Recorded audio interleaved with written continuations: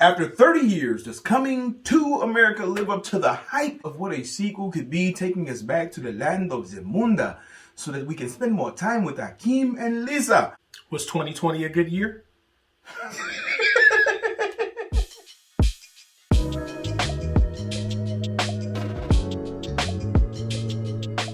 So, that being said, we're here to go over some spoilers and give another brief synopsis of the movie because this is our spoiler review. Spoilers! Spoilers! Spoilers all day. Spoilers! All day. Now here we are, it's like almost 33 years. They're going to say 30 years later. But I mean, from 1988, here we are in 2021. This movie was supposed to come out in 2020. So it's been still about 32 years since we last saw Prince Akeem, Simi, King Jaffe Jafar, Lisa, Mr. McDowell, and almost everyone from the first movie, Coming to America from 1988.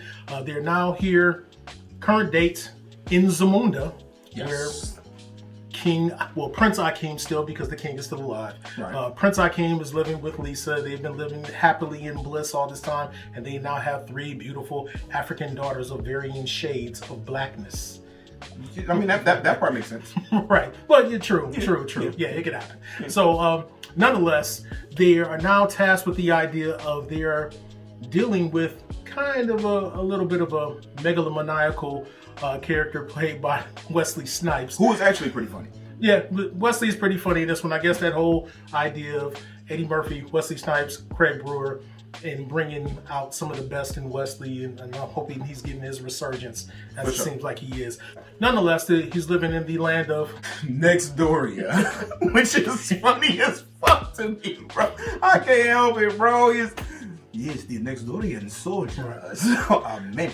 So, in order to tie all of this in, the main thing here is that Wesley is actually the brother of the bride-to-be from the original movie played by Vanessa Bell Calloway, and she's still stuck hopping on one foot and barking like a dog because in the same dress. Never even fucking told her to stop, so she's just been fucked up the entire time for 30 years. And that's the tragedy you even think about. It's probably worse than death. She had to at least eat.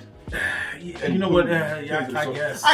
For the sake of the joke, I get it. But okay, I get it. They would like to still merge these lands, but the whole idea is that Akeem is a little bit of I don't know, I guess he's not as respected because of the fact that, in those old traditional ways, he did not help sire a son. He just has 3 daughters. And he's also not ruthless or cutthroat. Yeah. He's essentially a soft nigga. Yeah, they're trying to say he's a bitch. In these African streets, and they're like, hey, bro, look, you ain't really got it in you to defend yourself if we run up on you on the way to go see the king. Nextdorian soldiers are storming the palace, and it's, oh shit, and then niggas go get nervous as shit for Wesley Snipes to walk through that joint like, hey, I was Blade, and he was ready to try to bring his son in, Rotimi, right? That whole ass nigga Dre from Power, to come in and marry one of Akeem's daughters and merge the lands like that because he has no sons. And it makes sense for a nice plot device to kind of get this all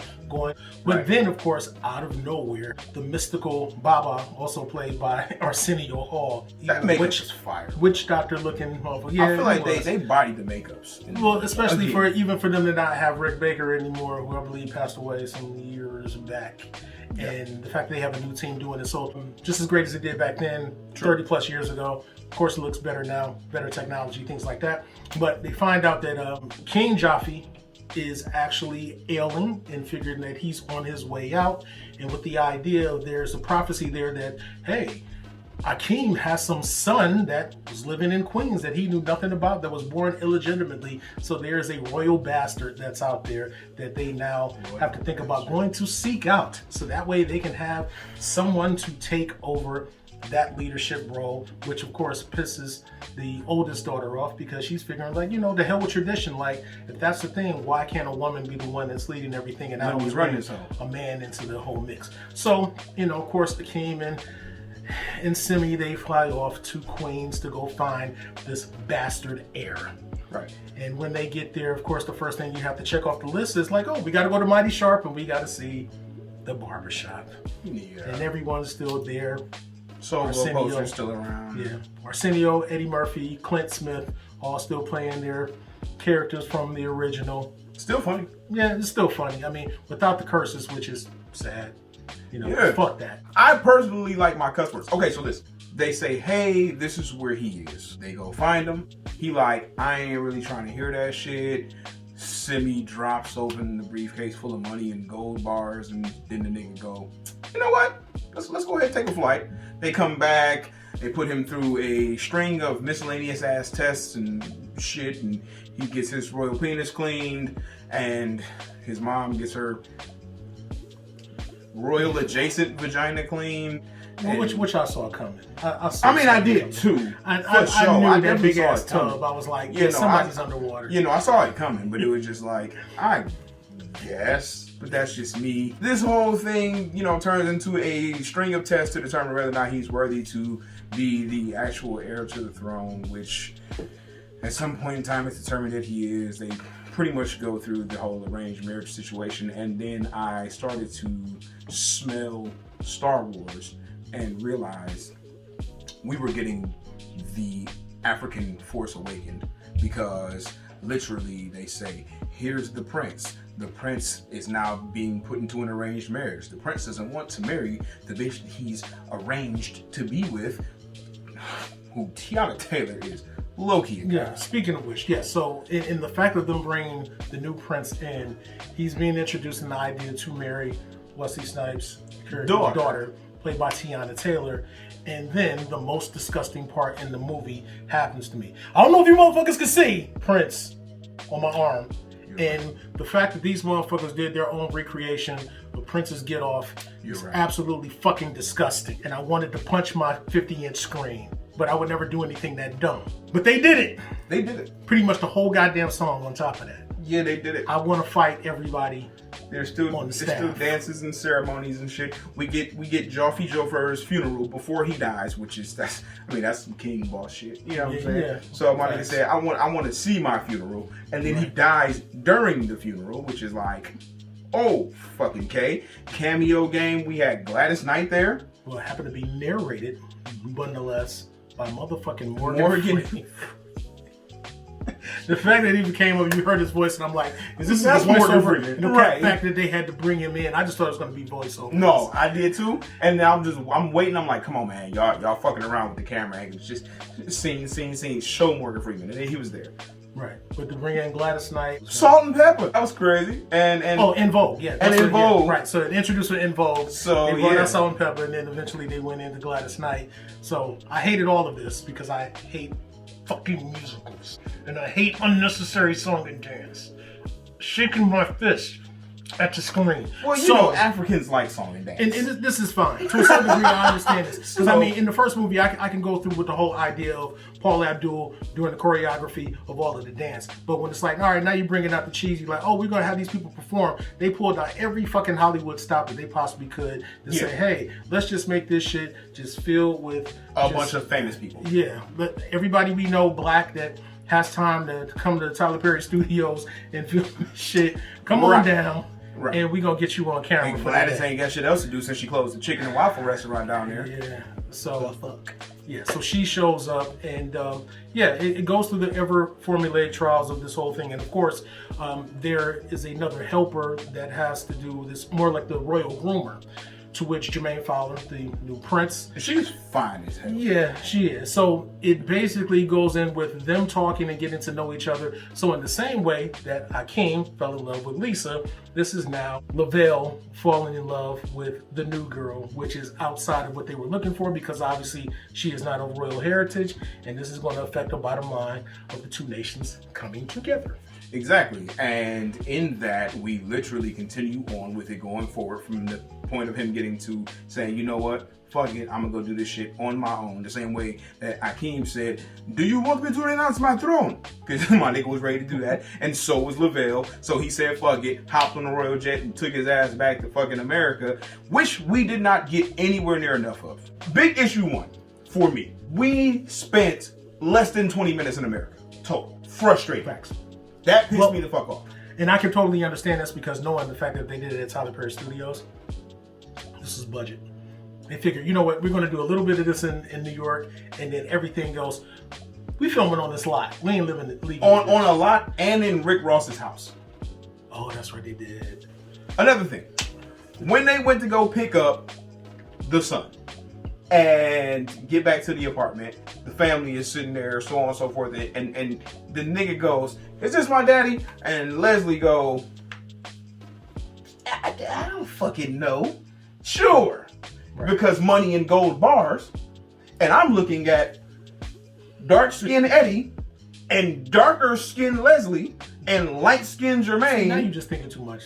I'm not, nigga. Two dark skins don't make a light skin. I'm saying you thinking too much in the sense that this shit already is stupid. So you expected a little bit more shit to make sense out of this dumbass movie that far in. Now, honestly, I'm gonna tell you. So to do this, I really thought that the twist of this shit, and of course they didn't even go for a twist. That's what makes it, I hate this fucking movie. I thought the twist was gonna be, which also would have been formulaic. I thought it was gonna end up being Simi's kid.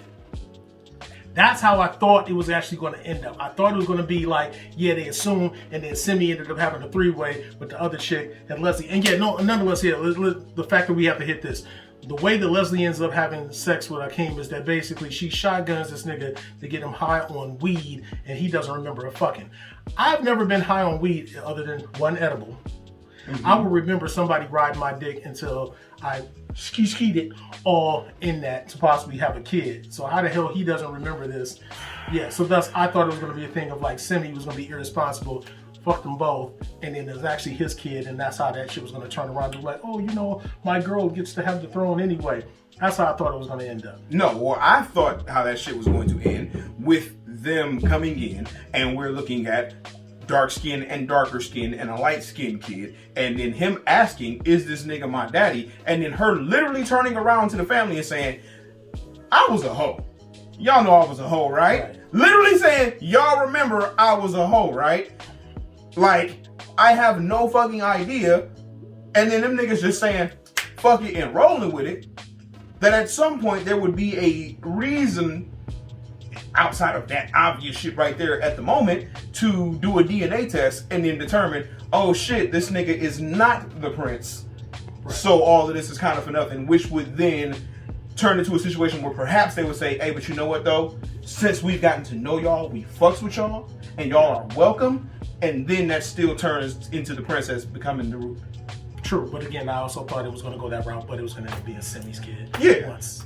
The testing came into play, but I was wrong. So with them completely retreading the entire original plot from the first movie, all the way down to making sure that they had every gratuitous cameo in there. So even the fact that you got fucking Don Amici and Ralph Bellamy playing the Duke brothers, since they're both dead and gone. Originally from Trading Places, they made their cameo in the first one. So this time they make their cameo via a painting because their grandson, Duke, played by Colin Jost, shows up early in the movie. So they did not skip a beat of making sure that they touched on every damn thing that you saw in this first one, making sure it was fan service number one all the way through this shit. And I was not happy.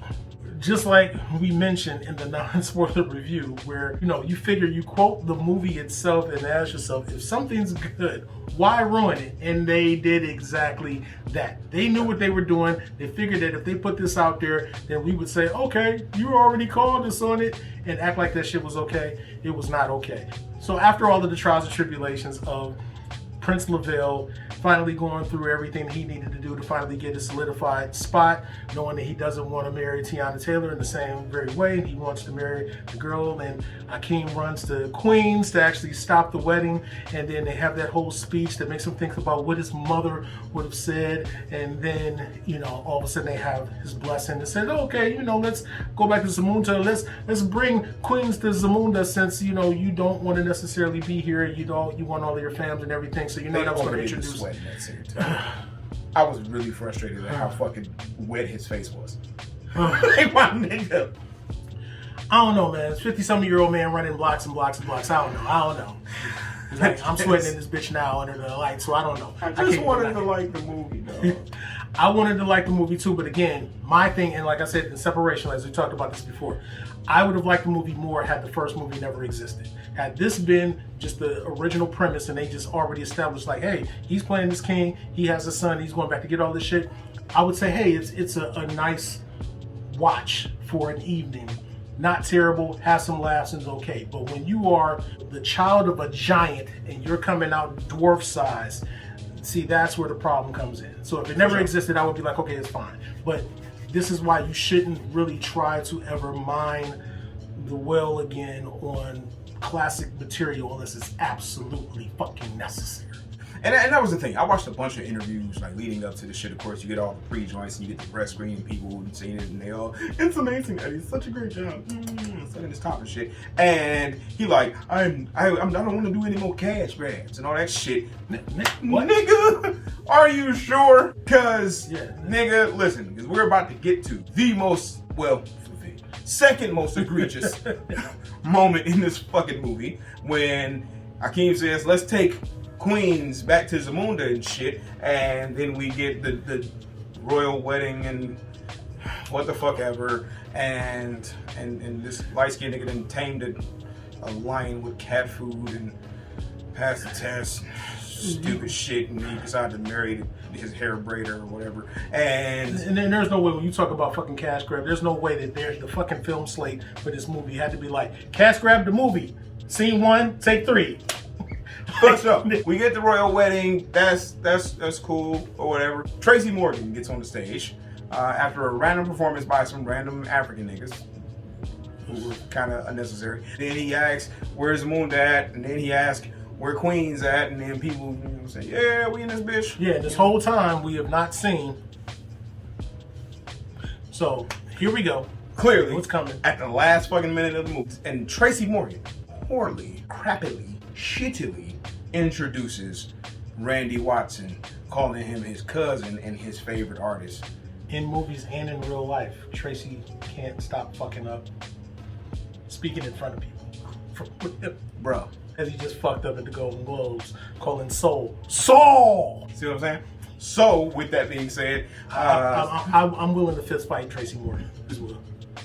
Fuck it. Just for the culture, as the kids say. For the F-U-D-D-A-H, kids. Two 40, 50-year-old niggas, I will fist fight Tracy Morgan. I might get knocked the fuck out because he like, old school ass, ghetto ass New York nigga, but nonetheless, fuck it. For the culture.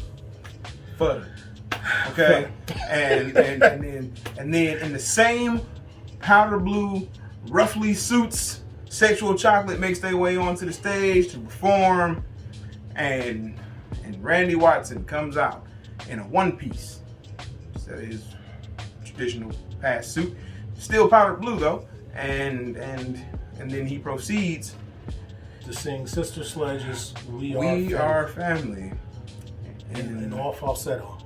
All falsetto, completely different voice, closer to a Mama Clump or a Rasputia, and yeah, instead of the Randy Watson voice, he's fat as shit and old, washed the fuck up, clearly never got past World Tour 88 status, and yeah, and We Are Family, I got Sexual Chocolate with me is the remix, and then everybody starts doing the electric slide because can't have a black cast in the movie without the electric slide. Whatever, nigga. I ain't been able to move past after 3 years after his death, them disrespecting the fuck out of Prince like that, because he would have said no to that bullshit. And obviously, the Prince estate said, okay, yeah, go ahead and use that song. We'll take the royalties. Because it's black. I will fight everybody with the Prince estate as well. I will fight all that niggas' brothers and sisters. Yeah. Fuck him. Link in his bio. Click his OnlyHands account. DM me, nigga. I'm here. At me. I will fight the entire Prince estate. It wasn't good, man. Like, I mean, it was okay.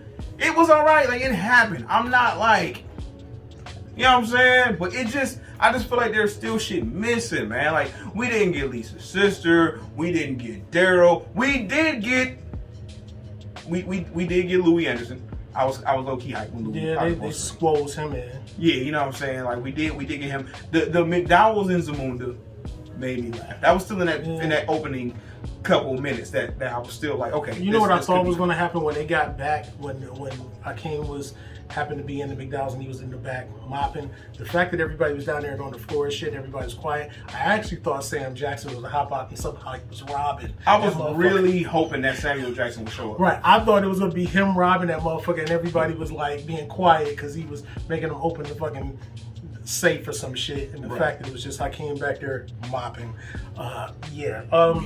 Fucking, it just shouldn't have happened. Nope. Costume design was fucking incredible in this shit though. Yeah, I guess shout out to Ruthie Carter and also with help from the homie Candace Brown from Cleveland. She was on that set and helping with shit that she does with a lot of Hollywood shit. She went on to do big things. So yeah, I'm searching for the flowers. You know what I'm saying? Like this shit was super HD, shiny quality. Everything looked really great. It was beautifully shot and so on and so forth. My problem was like Zamunda looked beautiful in the original and was well shot and so on and so forth. However they put that together. But then, but Queens and New York as a whole and what it is had that gritty, dirty American city feel, and it was absolutely absent in the few moments that we did spend there, which didn't give me that feel either.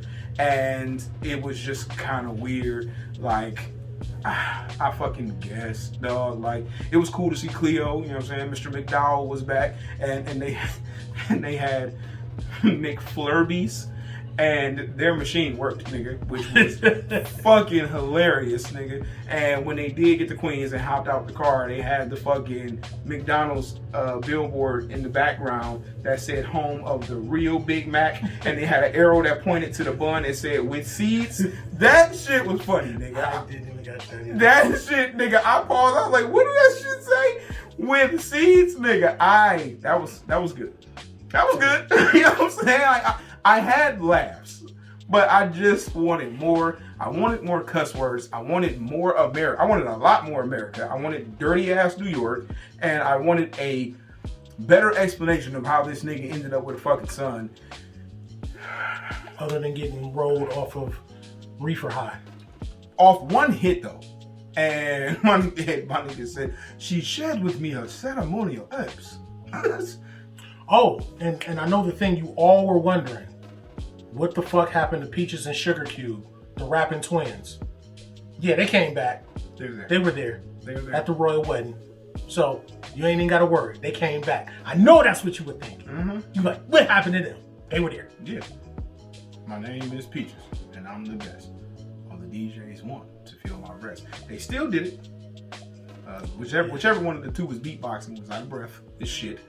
Oh, that was Sugar Cube. Yeah, Sugar Cube was wheezing through that shit, and then hit him with 30 years later, and I still got ass. Both of you, get off the stage. Why are they here? I fucked up. Anyway, coming to America happened. This. All right, man. Somebody go in the comments and tell us what you thought, man. Did you enjoy this thing? I hope y'all enjoyed this thing, because I laughed, but I can't say that I'm gonna go watch that whole again, and I'm definitely not gonna watch it anywhere near as many times as I've seen the goddamn original. But you know, that is up to you to tell us. Make sure y'all hit that like, make sure y'all hit that subscribe, drop into them comments, and if you have questions, concerns, comments, show topics, and ideas, make sure y'all holler at us at blerds@gmail.com. You feel me? As always, for Blerds and Clips, right here on Pro3ENT, I am one half of the hosting situation. I go by the name of BKA Watts. And hi there, I'm the award-winning Vicatron. Booyah. And boom.